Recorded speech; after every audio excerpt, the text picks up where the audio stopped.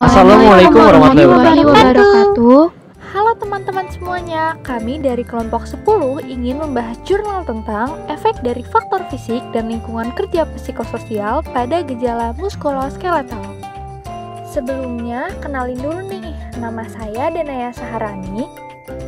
Perkenalkan, nama saya Lutfi Afifullah. Saya Puspa. Halo semuanya, perkenalkan nama saya Gloria Trisha. Saya Cynthia Melieta. Nama saya Tisaraniata ya. Yang kita bahas itu apa aja sih? Nah, yang pertama ada introduction dan studi design, lalu ada data pengukuran dan pengumpulan gejala MSD, lalu ada discussion, dan yang terakhir ada conclusion. Langsung aja yuk teman-teman, kita mulai dari introduction. Gangguan muskuloskeletal atau MSD seringkali terkait dengan pekerjaan dan merupakan masalah kesehatan masyarakat yang utama.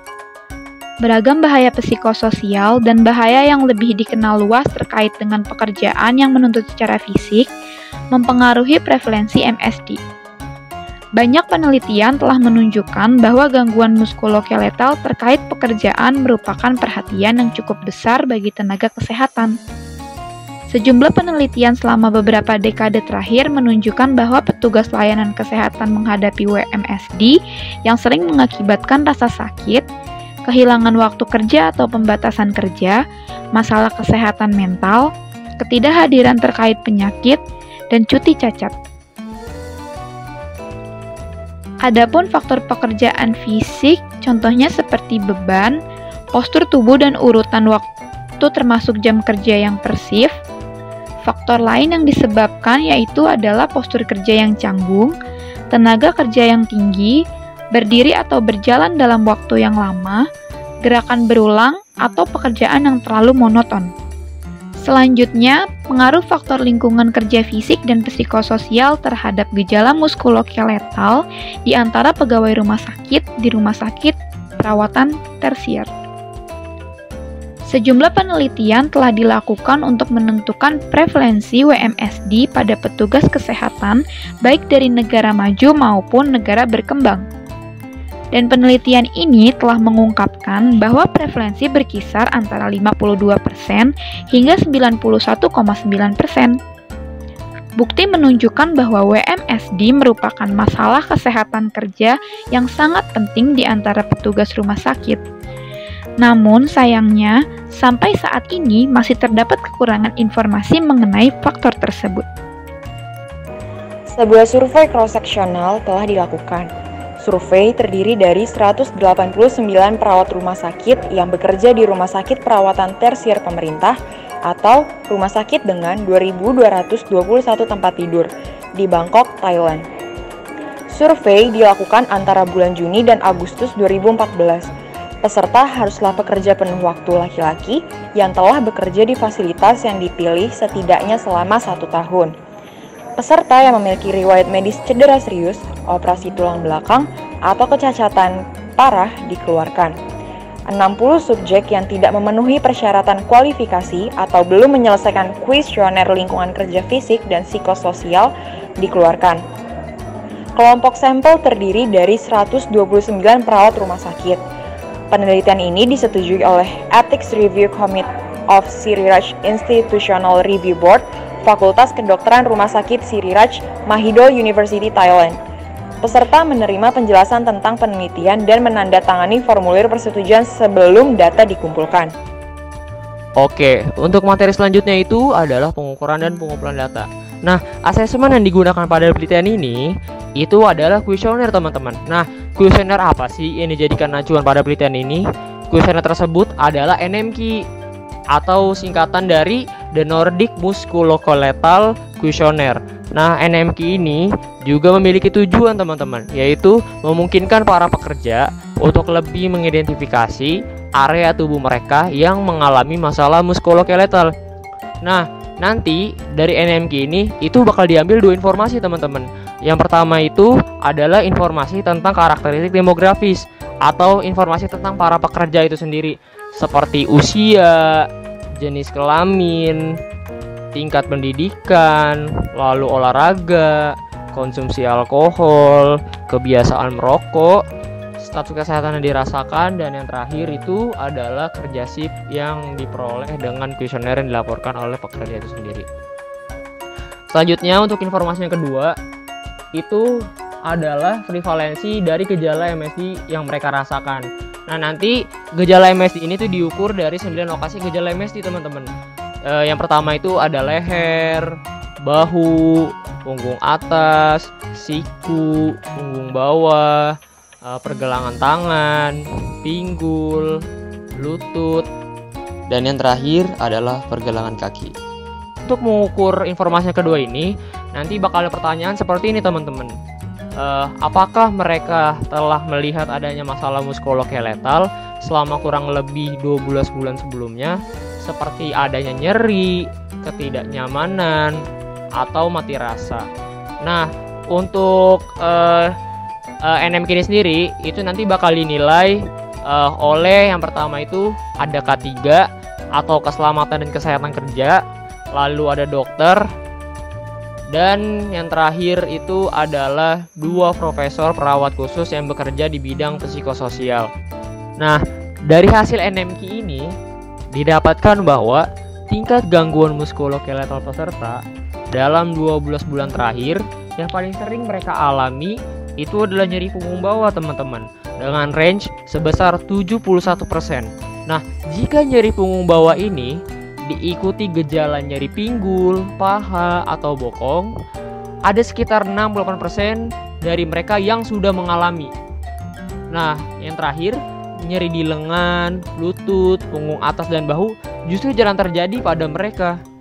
Nah, teman-teman, selain asesmen MNK atau masalah muskuloskeletal yang dialami peserta, dalam penelitian ini juga dilakukan asesmen pada lingkungan kerja mereka melalui kuesioner lingkungan kerja.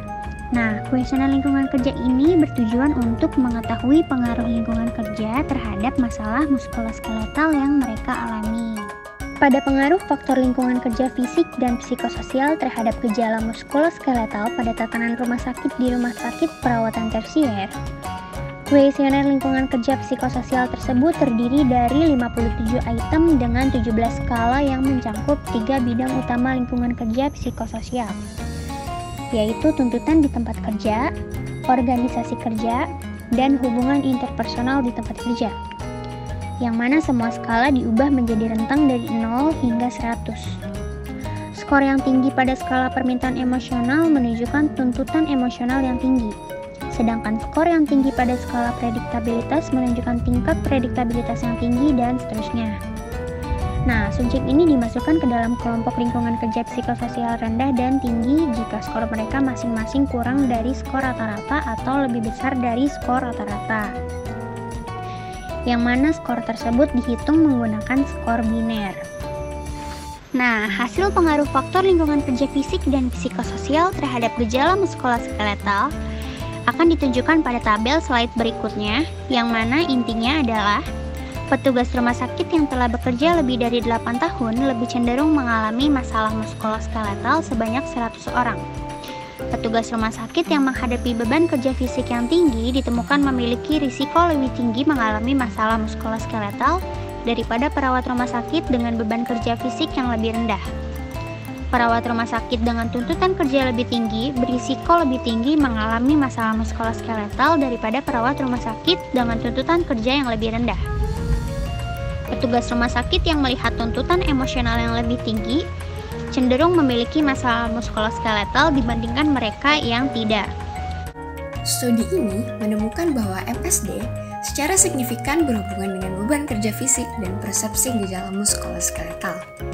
Beberapa penelitian telah menemukan bahwa faktor-faktor yang terkait dengan gerakan dan desain ruang kerja terkait dengan MSD pada perawat rumah sakit. Faktor-faktor seperti gerakan menarik dan mendorong, memindahkan pasien atau material, dan postur tubuh semuanya dipengaruhi oleh desain workstation dan alat. Tuntutan fisik yang tinggi, misalnya penanganan fisik pasien, dapat menyebabkan muskuloskeletal kelebihan beban sistem.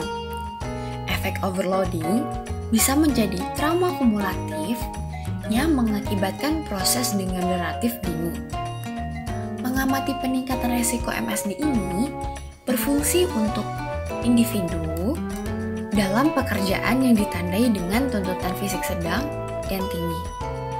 Dalam penelitian ini juga, hanya tuntutan pekerjaan fisik pada tingkat tinggilah yang dikaitkan dengan peningkatan resiko MSD. Perbedaan ini dapat dijelaskan oleh variasi dalam metodologi, seperti data yang dinilai dilaporkan sendiri. Hasil mengenai kerja psikososial dalam penelitian ini menunjukkan bahwa tertib dengan tuntutan kuantitatif tinggi dan tuntutan emosional yang tinggi lebih cenderung memiliki masalah yang berkaitan dengan MSD. Secara keseluruhan, tuntutan emosional yang tinggi sama pentingnya dengan faktor resiko untuk kesejahteraan perawat rumah sakit seperti konsep mapan lainnya. Contoh, kontrol pekerjaan yang rendah dan tuntutan pekerjaan kuantitatif yang tinggi. Nah, yang terakhir ada conclusion. Penelitian ini menunjukkan bahwa perawat rumah sakit dengan pengalaman kerja lebih dari 8 tahun lebih mungkin untuk menunjukkan MSD. Kemungkinan penyebabnya adalah perawat yang lebih berpengalaman memiliki banyak tanggung jawab di luar perawatan pasien, seperti mengawasi staf junior dan mengelola pekerjaan lainnya. Selain itu, petugas rumah sakit menghadapi tantangan fisik yang tidak menjadi ciri bidang perawatan kesehatan lainnya. Sebuah survei terhadap perawat rumah sakit di fasilitas perawatan tersier ini dilakukan untuk mengetahui hubungan antara fisik dan psikososial lingkungan kerja serta MSD. Studi tersebut menemukan bahwa gejala muskuloskeletal paling umum ini terjadi di area punggung bawah sekitar 71% dari kasus yang dilaporkan. Bertahun-tahun bekerja, tuntutan pekerjaan fisik, tuntutan kuantitatif yang tinggi, dan tuntutan emosional yang tinggi ditemukan dan dikaitkan secara signifikan dengan gejala muskuloskeletal. Nah, program intervensi fisik, lingkungan kerja psikososial, dan MSD harus dikembangkan untuk meningkatkan kesadaran faktor risiko dan membantu mengurangi MSD di antara petugas rumah sakit serta meningkatkan pekerjaan lingkungan. Penelitian ini harus dilakukan lebih lanjut untuk mengevaluasi kausalitas MSD di antara perawat rumah sakit. Cukup sekian pembahasan jurnal kali ini dari kelompok kami. Kurang lebihnya mohon maaf. Wassalamualaikum warahmatullahi wabarakatuh.